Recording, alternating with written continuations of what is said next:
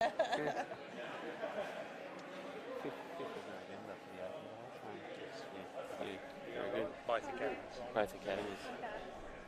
Okay. Is everyone rolling? Nine's ready. You were first here, I think. Yeah. Yeah, ready? Okay. Good morning, everyone. Thanks very much for joining us at the Bob Atkinson Operational Capability Centre, and special welcome to Channel 9 for being here with us. It's great to be here to celebrate the Queensland Police Service and obviously the next generation of Queensland Police Service officers.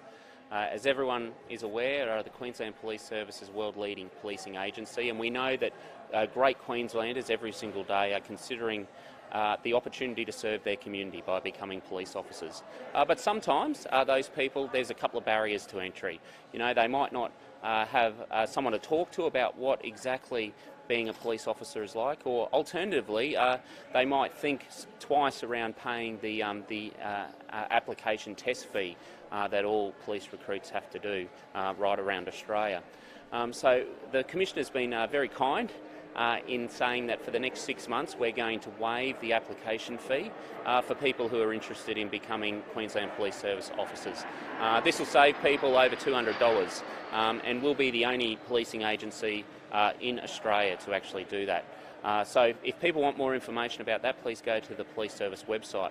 But we also will be having 2 open days, and they'll be the biggest open days that we're aware of in Queensland Police Service history. We already have 1,500 people subscribed to come to the open days at both of our academies, at the Townsville Academy or here in Brisbane. So I encourage people, if you do have interest in serving your community, if you want to help your fellow Queenslander, consider becoming a police officer. We certainly value the work that the Queensland Police Service do every single day on behalf of all of us, but it is a very fulfilling and rewarding career. There are so many different aspects of policing, from being up in the Cape on a boat to being in the sky in a helicopter, on the back of a horse, on a motorbike, out and about serving your community, working with young people in PCYCs. There is a full range of careers within the Queensland Police Service, and it's a career for the rest of your life. So I encourage people, if you're interested in serving, think about the Queensland Police Service. We're making it easier for you to join up by waiving that fee for the next 6 months, and also we're hosting those 2 open days on the 5th of November. Please come along, join those 1,500 other Queenslanders who are interested in becoming police officers at the open days, and find out about how you too can serve your state and your fellow Queenslander. I'll invite the Commissioner to say a few things. Good morning, everybody, and welcome to BAOC, our Bob Atkinson Operational Capability Centre, an amazing facility where we do a lot of our training these days. As you know, we are on a recruiting drive. We're recruiting 2025 by 2025, and 1,450 of those are police officers. So today is all about the announcement that we are waiving the ASA test fee, and that is $215. That is the first cognitive test that you have to do, and there's about 6 other tranches that you have to go through, but that is the first. And the other one that we're waiving is obviously the physical skills test as well. So we really want to encourage people that if that is a barrier, please come forward and go on our website and get a bit of information about that. I always talk about policing. It is 100 jobs in one. And today you see the recruits behind us doing their operational skills training, but we also have forensic officers, PSRT, as well as our dog squad, a lot of our specialist areas here today as well. So I invite all of those people that have registered with us, some 1,500 already, to please come along, have a talk to us, discuss where you want to go, what you want to do, because it truly is one of those amazing jobs where you serve your community constantly. It's a calling. It's a calling to serve your community in so many ways. So I encourage all of you out there that if you want to become a police officer, please avail yourself of those open days here as well as in Townsville. Already, 2 weeks out, some 1,500 people are registered. So thank you, and looking forward to seeing you here. Did you want to say a few words? Actually, we might call some of the recruits up to have a bit of a chat as well. My name's Kathleen, and I had a long career in the Defence Force, and I was looking for something exciting and challenging, and something that would keep me in the one location. So I just decided to put my hand up and join the Queensland Police. I started here in July, and I am due to graduate in February. I already know my posting location and the locality that I'll be for the next 3 years. The facilitators have been amazing. It's a very adult learning environment, and I find it's been challenging the last week here at Bayop, but I'm getting through it and I'm having a great time. Why did you decide to join? I decided to join because I wanted to serve my community, and I wanted something exciting and hands-on and doing a job every day, and to get out of the office. My background is cytogenetics. Basically the same thing, get out of the office. I was sitting in a lab all day. You hear people talking about police don't do enough, there's not enough police. I think the problem was there wasn't enough police in the beat, so I put my hand up and decided to join. And I'm saying for the older people too. I know, I've got grey hair. I'm in my 40s, and don't let that stop you. If you think you can get through, apply. Anything on recruiting first? Or? Oh, yeah, no. Yeah, okay, yeah. Is there a shortage of people signing up, or are you still finding that it is Yeah. quite popular? Look, well, it's certainly popular to be, a police officer. We've got, more than 12,000 police here in Queensland, and there's interest right across the nation. What we're seeing, though, in every industry, whether it's journalism or, hospitality or policing, that it is a tight labour market. So we want to make sure that we continue to be proactive around encouraging people to join the police service. So removing barriers to entry, we'll be the first policing jurisdiction in Australia to remove the admission test, which is a good thing. That removes a barrier to entry, but also, providing opportunities for people to be aware of what policing is about, because, we're asking people to make a lifelong commitment. And, you need to provide as much information to people so that they can be informed about that lifelong commitment. So having those open days, and look, I'm really encouraged that 1,500 people have expressed interest in turning up to those open days. Even if we get half of those to follow through and join the recruit course, that's an exceptional outcome. I've got some more topics. Anything else on recruiting? No? Okay.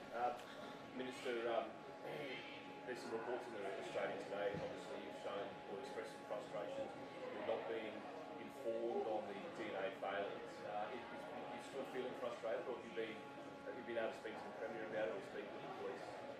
Oh, look, I've expressed my disappointment, and, I've been asked about it a couple of times now. And look, let's now let the Commission of Inquiry do its work. Certainly if the Commission of Inquiry needs any assistance from me, I'm more than happy to provide that assistance, and I'm sure the Commission of Inquiry will make the conclusions it needs to make. One of those conclusions would probably be to inform the Minister. Look, I've expressed my disappointment around that. It is disappointing that that information wasn't briefed up. There's explanations around that, but I'm disappointed in that, and I know the Commissioner is as well. Just on the federal budget, Yeah. what are you expecting from Queensland and Anthony Albanese? Look, they've made it really clear that they want to support families, provide cost of living relief for families, and also invest in, things around our economy, growing our economy, growing infrastructure opportunities. So looking forward to seeing those things around cost of living for families. We know families are doing it tough, and to be honest, it's one reason why the Commissioner thought around the fee waiver as well.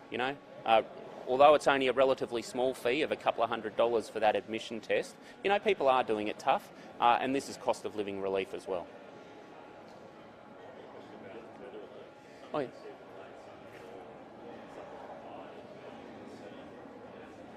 Look, I'm advised the emergency alert system operated as intended and as requested. It's really important that everyone understands how the system works. So the particular instance that you're referring to, Brisbane City Council requested the lowest priority alert. the lowest priority. It wasn't the highest priority, it was the lowest priority alert. And Queensland Fire and Emergency Services provided the advice to them that if they wanted to send that lowest priority alert to the whole of Brisbane, then it would take time. And Brisbane City Council didn't raise any concerns around that. And look, to be honest, again, this is really simple stuff. This is how the system works. The councils get training around how the systems work. And Brisbane City Council is the biggest council in Australia. It's simple stuff, they should get it right. But in light of the remarks yesterday, Queensland Fire and Emergency Services will once again reach out to Brisbane City Council and offer some additional training about how the system works. I know there's probably easy to say that there's yet another awful case of domestic violence murder on the Sunshine Coast beginning in Brisbane. Yeah, absolute tragedy yesterday. My heartfelt sympathy and condolences goes out to the family. I have an 18-year-old daughter, exactly the same age. I just cannot imagine what they are going through. I want to thank the police for their swift action and investigation into that inquiry.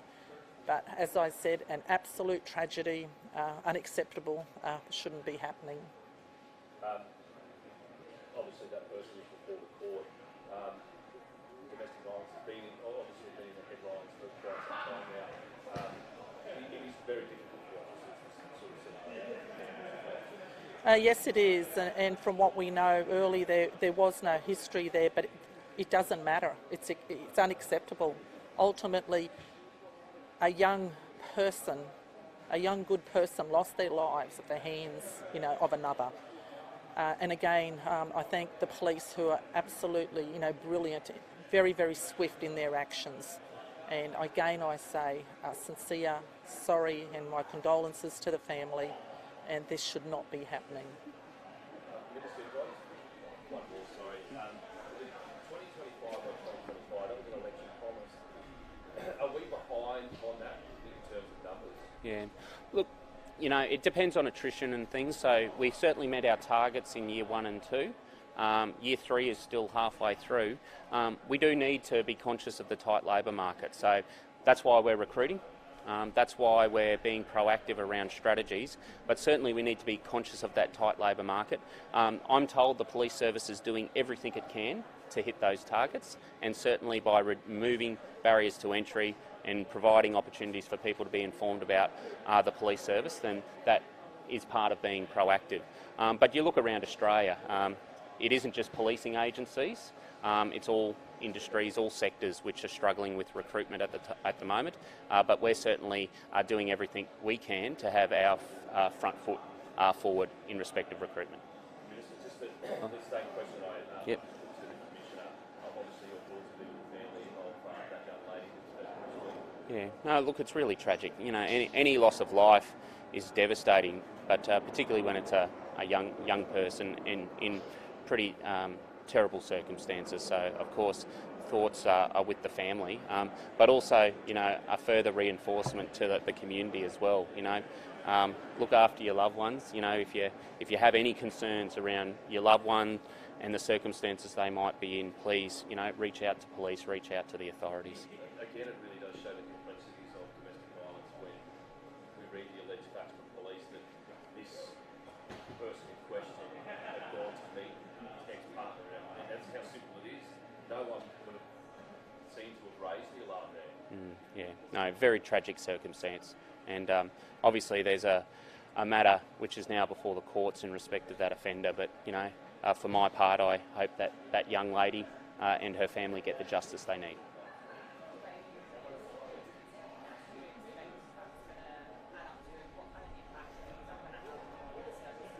Yeah, look, the Commissioner's, quite open about it, and, the Commissioner knows we've got to make these financial commitments around recruitment, and the government has provided, obviously, significant resourcing to the Queensland Police Service around the extra police numbers, which comes with funding. So we're thinking that this might add up to about $1 million with the fee waiver, but that's worthwhile.